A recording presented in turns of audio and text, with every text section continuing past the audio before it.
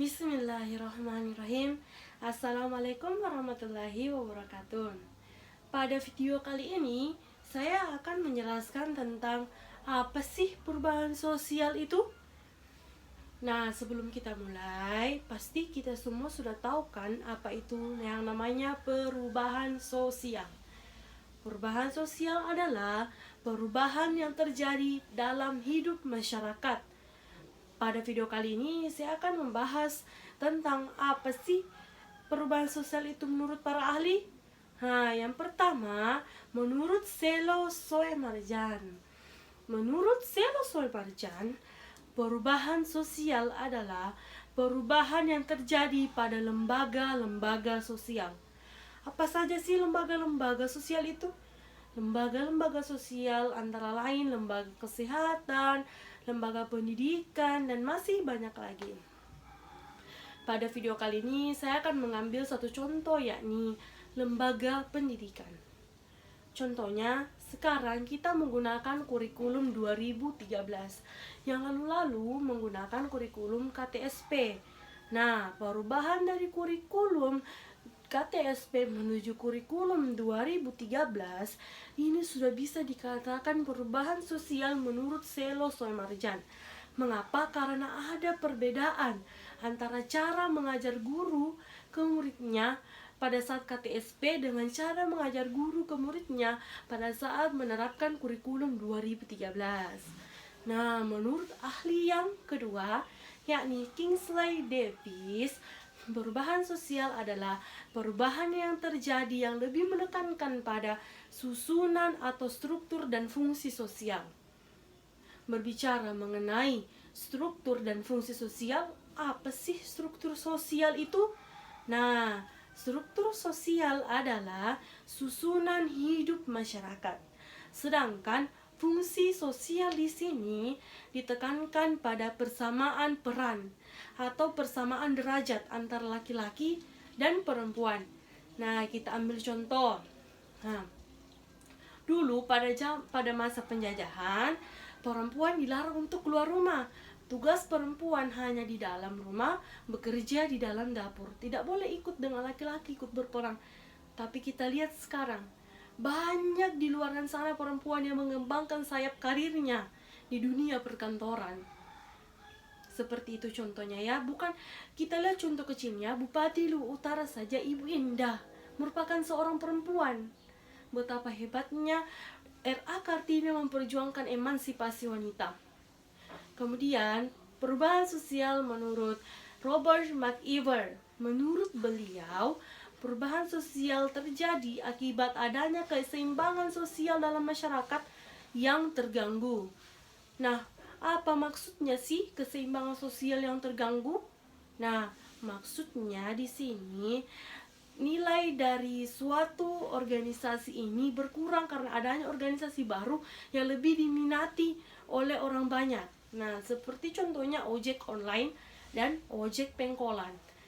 Dengan adanya ojek online, memudahkan masyarakat untuk bepergian. Tidak usah menuju ke pengkolan ojek, tidak usah menunggu di pinggir jalan untuk mendapatkan ojek, tinggal menggunakan via handphone. Nah, seperti itu. Kemudian, menurut ahli yang terakhir, yakni William F. Ashburn. Menurut William F. Ashburn, perubahan sosial terjadi yang lebih menekankan pada perubahan material yang berdampak pada perubahan imaterial. Apa sih material dan imaterial itu? Perubahan material adalah perubahan yang berwujud. Sedangkan perubahan imaterial adalah perubahan yang tidak berwujud. Contohnya pemikiran manusia. Nah, kita ambil satu contoh kemajuan di bidang teknologi ya, kemajuan di bidang teknologi ya. Apa yang memotivasi para ahli atau para ilmuwan meningkatkan kemajuan teknologi ini? Apa motivasi mereka? Yaitu adanya pemikiran mereka untuk memudahkan pekerjaan orang lain, atau adanya pemikiran mereka yang ingin instan-instan. Nah, kemajuan teknologi yang mereka kembangkan itu disebut perubahan material, sedangkan pemikiran mereka yang ingin segala-galanya gampang, segala-galanya mudah, atau segala-galanya itu langsung, itu disebut immaterial. Nah, itu tadi pengertian perubahan sosial menurut beberapa ahli. Semoga teman-teman, adik-adik, dan masyarakat mudah memahami ya. Nah, sekarang saya akan pindah ke teori-teori dalam perubahan sosial. Ada beberapa teori, diantaranya teori evolusi, teori siklus, teori fungsional, dan teori konflik. Sekarang kakak akan bahas satu-satu. Yang pertama, teori evolusi. Apa sih teori evolusi itu? Nah, teori evolusi adalah perubahan hidup masyarakat yang tidak memiliki tahapan. Intinya, dia langsung, contohnya, masyarakat primitif langsung menjadi masyarakat modern, tidak melalui masyarakat tradisional. Nah, kemudian teori siklus. Teori siklus ini kebalikan dari teori evolusi. Kalau teori siklus ini memiliki tahapan-tahapan untuk menuju masyarakat modern, yakni dari masyarakat primitif menjadi masyarakat tradisional, lalu menjadi masyarakat modern. Tidak langsung, ini dia memiliki tahapan-tahapan untuk menuju masyarakat modern. Kemudian teori fungsional. Teori fungsional adalah suatu lembaga sosial tidak akan bertahan jika tidak berfungsi untuk masyarakat. Maka dari itu hadirlah teori fungsional yang membantu lembaga-lembaga sosial memberikan manfaat kepada masyarakat luas. Nah, kemudian yang terakhir, yang ini teori konflik. Teori konflik menurut Karl Marx, teori konflik adalah konflik tersebut sangat penting untuk terjadinya perubahan sosial, atau salah satu faktor penting pendorong terjadinya perubahan sosial. Contohnya pada saat ini, contohnya perselisihan atau pertentangan antara kelas atas dan kelas bawah. Contohnya majikan dan pembantunya. Pembantunya sudah melakukan segala pekerjaan rumah, namun sang majikan tidak adil. Sang majikan dalam kata lain melakukan penindasan, tidak memberikan gaji atau memberikan cuman tidak sesuai dengan kesepakatan awal. Di sini terjadi perselisihan, pertentangan, atau semacam penindasan penindasan antara kalangan atas dan penindasan terhadap kalangan bawah, seperti itu. Nah, kemudian saya akan pindah ke bentuk-bentuk perubahan sosial. Apa saja sih bentuk-bentuk perubahan sosial itu, adik-adik? Yang pertama, perubahan besar dan perubahan kecil. Apa sih perubahan besar dan perubahan kecil itu? Nah, perubahan besar adalah perubahan yang berpengaruh terhadap setiap lapisan-lapisan masyarakat di seluruh dunia. Sedangkan perubahan kecil adalah perubahan yang terjadi pada diri seseorang yang tidak terlalu berpengaruh terhadap orang lain, seperti itu. Contoh dari perubahan besar, pada saat pandemi COVID-19 sekarang ini, kita kan menjalankan new normal, kan, menggunakan masker. Tidak hanya di Indonesia seperti itu, melainkan di seluruh dunia. Nah, kan dulu sebelum ada pandemi tidak menggunakan masker, kan. Sekarang setelah ada pandemi kita menggunakan masker. Nah, seperti itu contohnya perubahan besar, perubahan sosial yang bersifat besar, artinya menyeluruh. Tidak hanya di Indonesia kan menggunakan masker sekarang, tapi di seluruh dunia. Kemudian perubahan kecil. Apa sih perubahan kecil itu? Perubahan yang terjadi pada diri kita sendiri dan tidak terlalu berpengaruh pada orang lain. Contohnya gaya rambut orang Korea. Misalnya kita ingin mengikuti gaya rambut tersebut, tapi belum tentu semua orang mau mengikuti gaya rambut tersebut, kan? Tidak semua orang, cukup kita saja atau keluarga atau di lingkungan kita, tapi tidak mendunia, kan? Seperti itu, artinya tidak berpengaruh kepada orang lain. Kemudian perubahan cepat dan perubahan lambat. Apa sih perubahan cepat itu? Perubahan cepat adalah perubahan yang tidak menentukan atau tidak ditentukan batas waktunya, atau tidak memiliki batas waktu lah. Intinya dia secara cepat berlangsung perubahan sosialnya, tidak menunggu lagi, tidak menunggu 1-2 bulan atau 1-2 tahun. Sedangkan perubahan lambat adalah perubahan yang membutuhkan waktu lama. Contohnya, pada saat dulu mahasiswa melakukan demo ke gedung DPR. Mengapa mereka melakukannya? Untuk DPR mengubah tatanan atau mengubah peraturan tentang mahasiswa tersebut. Nah, butuh waktu berapa lama untuk DPR merealisasikan argumen dari para mahasiswa yang berdemo tadi? Itu disebut perubahan sosial yang bersifat lambat. Kemudian perubahan sosial yang direncanakan dan yang tidak direncanakan.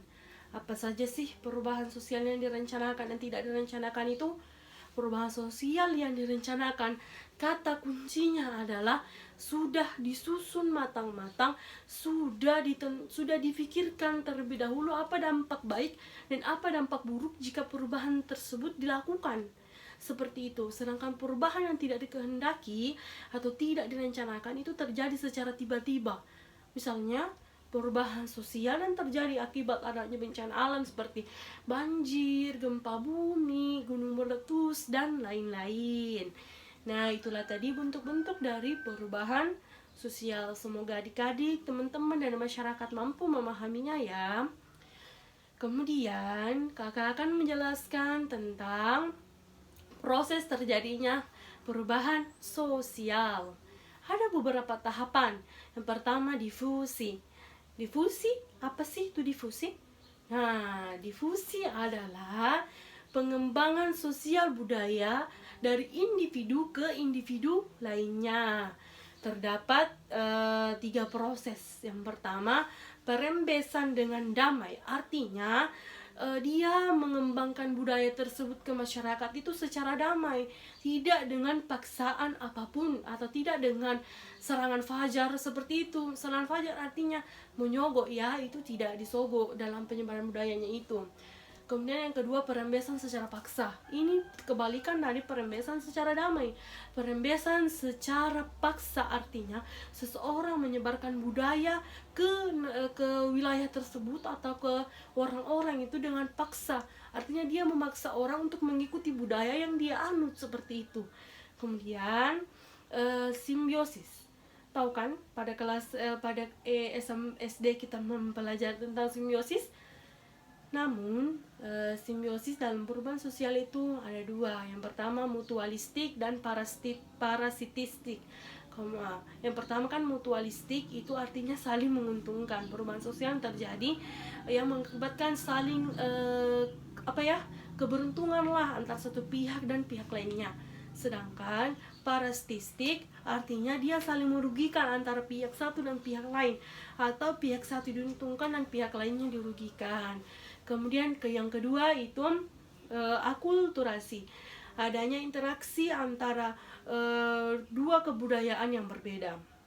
Kemudian asimilasi, adanya anggota kelompok masyarakat yang saling berbeda pendapat atau berbeda latar belakang, saling berinteraksi. Nah, yang terakhir yaitu akomodasi. Apa sih akomodasi itu? Akomodasi adalah upaya penenangan atas terjadinya konflik, artinya kayak mencari solusi untuk penenangan setelah terjadinya konflik sosial seperti itu. Kemudian kakak akan menjelaskan tentang apa sih manfaat perubahan sosial. Ada 2 manfaat perubahan sosial. Yang pertama, teknologi semakin canggih di mana-mana. Manfaat Indonesia yang kedua yaitu Indonesia semakin maju atau negara kita semakin maju. Sedangkan ada juga dampak buruk yang ditimbulkan ya, dampak buruk yang ditimbulkan akibat adanya perubahan sosial. Yang pertama, tidak semua orang mampu melakukan perubahan sosial tersebut sehingga memicu kemiskinan atau memicu iri hati dari kalangan bawah terhadap kalangan atas seperti itu. Kemudian dampak buruknya juga kita itu sebagai manusia semakin ingin yang instan, tidak mau berusaha bermalas-malasan seperti itu ya, mungkin seperti itu. Nah, kemudian yang terakhir kakak itu akan menjelaskan tentang faktor pendukung dan faktor penghambat terjadinya perubahan sosial.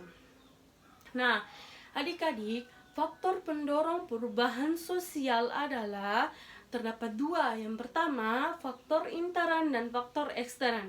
Faktor intern artinya faktor dari dalam. Faktor dari dalam. Apa saja sih Kak contohnya?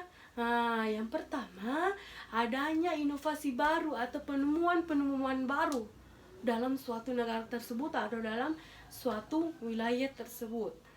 Nah, seperti itu. Kemudian apa sih faktor penghambatnya Kak? Faktor penghambatnya itu karena kemiskinan. Kenapa kakak bilang kemiskinan itu faktor penghambat perubahan sosial? Karena seperti ini, kalau kita kurang mampu, belum tentu kita dapat membeli alat-alat elektronik yang canggih-canggih kan. Nah, itulah yang disebut kemiskinan yang tidak mampu mengikuti perubahan sosial atau terjadi. Atau faktor yang kedua, faktor penghambat yang kedua, yakni wilayah. Mungkin wilayah kita ada di pelosok sehingga wilayah-wilayah di kota-kota itu kayak sulit untuk menjangkau wilayah kita untuk melakukan perubahan di dalam wilayah kita. Dalam artian wilayah kita itu terpencil atau sulit masuk listrik, seperti itu ya adik-adik. Nah, itulah tadi penjelasan kakak mengenai perubahan sosial. Semoga dapat dipahami, dapat dimengerti. Kalau terdapat kekurangan, saya mohon maaf. Saya hanya manusia biasa yang memiliki banyak kekurangan seperti itu. Tapi itu adalah ilmu yang saya dapat dari Ibu Darmiati yang mengajar saya dalam sosiologi. Dan video kali ini merupakan tugas dari beliau, untuk membuat video pembelajaran atau membuat video kesimpulan tentang bab 1, yakni tentang perubahan sosial. Materi yang saya sampaikan tadi merupakan bentuk pemahaman saya terhadap bab 1 ini atau tentang pemahaman saya tentang perubahan sosial ini. Semoga apa yang saya sampaikan dapat bermanfaat. Wabillahi taufiq wal hidayah. Wassalamualaikum warahmatullahi wabarakatuh.